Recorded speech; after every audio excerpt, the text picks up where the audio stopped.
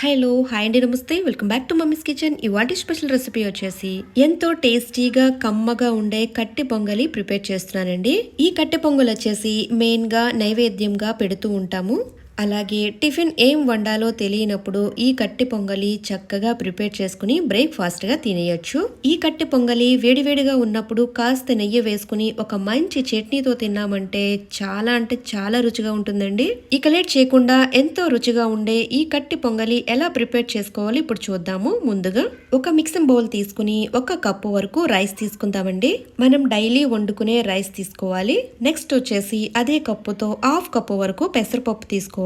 పెసరపప్పు తీసుకునేటప్పుడు 1/2 కప్ అయినా తీసుకోవచ్చు, లేదా 3/4 కప్పు వరకు అయినా తీసుకోవచ్చు. బియ్యాన్ని పప్పుని వాటర్ వేసుకుని చక్కగా నీట్గా కడిగేసుకోవాలి. ఇలా వాటర్ వేసుకుని 2-3 సార్లు కడిగిన తర్వాత ఇలా కడిగిన బియ్యంలో వాటర్ వేసుకుని అరగంట సేపు నానబెట్టుకోవాలి.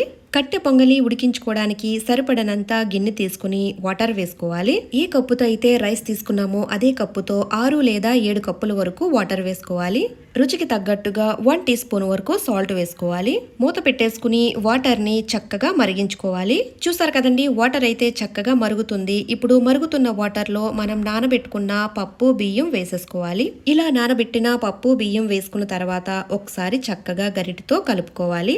గరిటెతో కలిపిన తర్వాత మూత పెట్టేసుకుని మధ్య మధ్యలో చెక్ చేసుకుంటూ ఉడికించుకోవాలి. మళ్ళీ మూత పెట్టేటప్పుడు పూర్తిగా పెట్టకుండా కొద్దిగా కవర్ చేసి పెట్టుకోవాలి. ఎసరు పొంగకుండా చక్కగా ఉడుకుతుంది. ఒక 10 నిమిషాలు ఉడికించుకున్న తర్వాత చూసారు కదండి, అన్నం పప్పు చక్కగా ఉడికిపోయింది. అన్నం పప్పు పూర్తిగా ఉడికిందో లేదో ఒకసారి చేత్తో నొక్కి చూద్దాము. చూసారు కదండి, అన్నం పప్పు చక్కగా ఉడికిపోయింది. ఈ టైంలోనే పప్పు గుత్తుతో కానీ గరిటెతో కానీ చక్కగా మెదుపుకోవాలి. మరి అన్నంలా కాకుండా కొద్దిగా మెత్తగా మ్యాష్ చేసుకోవాలి. చూసారు కదండి, పొంగలి కన్సిస్టెన్సీ అనేది ఇలా ఉండాలి. ఇలా జ్యూసీగా కాకుండా గట్టిగా కావాలి అనుకుంటే కొద్దిగా వాటర్ తగ్గించుకుని వేసుకోండి. ఇలా మ్యాష్ చేసుకున్న తర్వాత ఇప్పుడు పోపు వేసుకుందాము. స్టవ్ వెలిగించుకుని ప్యాన్ పెట్టుకుని 3 లేదా 4 టేబుల్ స్పూన్ వరకు నెయ్యి వేసుకోవాలి. కట్టె పొంగల్లోకి కాస్త నెయ్యి ఎక్కువ వేసుకుంటేనే టేస్ట్ బాగుంటుంది. నెయ్యి కాస్త హీట్ ఎక్కిన తర్వాత 1 టేబుల్ స్పూన్ వరకు జీలకర్ర వేసుకుందాము.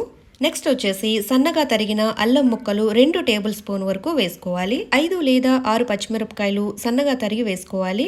కారం ఎక్కువ తినని వాళ్ళు తగ్గించుకుని వేసుకోండి. అలాగే మిరియాలు వచ్చేసి 1 టేబుల్ స్పూన్ వరకు వేసుకోవాలి. మీకు కావాలంటే ఇంకాస్త మిరియాలు వేసుకోవచ్చు. నెక్స్ట్ వచ్చేసి జీడిపప్పు 1/2 కప్పు వరకు వేసుకోవాలి. 2 లేదా 3 ఎండుమిరపకాయలు తుంచుకుని వేసుకుందాము.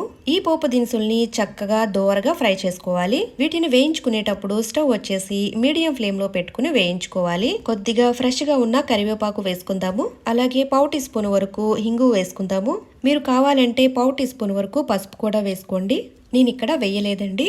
ఇలా పోపు దినుసుల్ని బాగా ఫ్రై చేసుకున్న తర్వాత పోపు దినుసుల్ని పొంగల్లో వేసేసుకున్న తర్వాత ఒకసారి మిక్స్ చేసుకుని వెంటనే మూత పెట్టేసుకుని కుక్ చేసుకోవాలి. ఒక 2 మినిట్స్ వరకు కుక్ చేసుకుంటే సరిపోతుంది. ఒక 2 మినిట్స్ తర్వాత చూసారు కదండి, కట్టె పొంగల్ అయితే చక్కగా రెడీ అయిపోయింది. ఇప్పుడు స్టవ్ ఆఫ్ చేసేసుకుని ఒక బౌల్లోకి తీసుకుని సర్వ్ చేసుకుందాము.